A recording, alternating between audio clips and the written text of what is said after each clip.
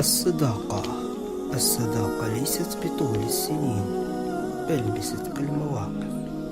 الصديق هو الذي يتمنى لك ما يتمنى لنفسه. الصديق هو الذي يحبك في الله دون مصلحة مادية أو معنوية. فاحذر مصاحبة الفساق والفجار والمجاهرين بالمعصية بالله. بسم الله الحمد لله رب العالمين وبه نستعين على امور الدنيا والدين وصلى الله وسلم على سيدنا محمد وعلى اله وصحبه. waxaan salaamayaa dhammaan midnimo faqaya qoomeel ka soo joogan dalka dibadda. waxaan ku salaamay salaanta islaamka. assalaamu calaykum waraxmatullaahi wabarakaatu. halkan maanta waxaan u taaganahay lacag ay walaalaha midnimo soo direen ahayd inay 50 qoys oo ugu dardaran ay wax siiyaan dadkii baahidiisa. markaan qiimeeyay 50 qoys baan saarnay. 100 qof baa ku fadhida raashinkan.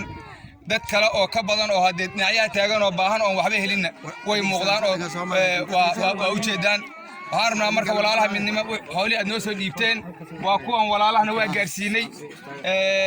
in kale oo qadsan oo waxba gaarinna dhinacyahanada ay taagan yihiin oo waa kuwaas muuqdo oo xagga ka muuqdo, kuwana waa kuwan xagga ka muuqdo. waxaa weeye waxaan ka codsanaynaa marka walaalaha muslimiinta oo muxsiniinta oo wax la baxay inay inta qadsan ayagana wax u raadiyaan.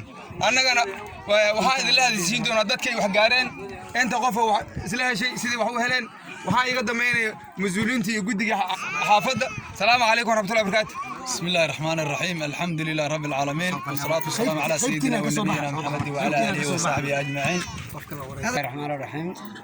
marka hore halkan waxaan ka salaamayaa midnimo faqaya aqoon anigoo ah gudoomiyaha guddiga barakaca magaceyguna yahay aadan axmed mahad.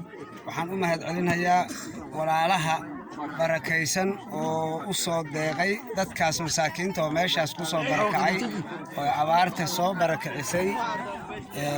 marka koowaad waa u mahad celinayaa dadkaas. ilaahay waxooda ha barakeeyo adduun iyo aakhiraba. waxaana leeyahay walaalayaal waa idinka guddoonay deeqda aadna soo gaarsiiseen. dadkii masaakiinta ahayna waa siinay. ilaahay aakhiraha idinkugu meel qabto.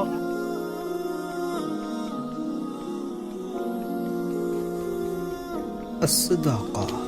الصداقة ليست بطول السنين، بل بصدق المواقف.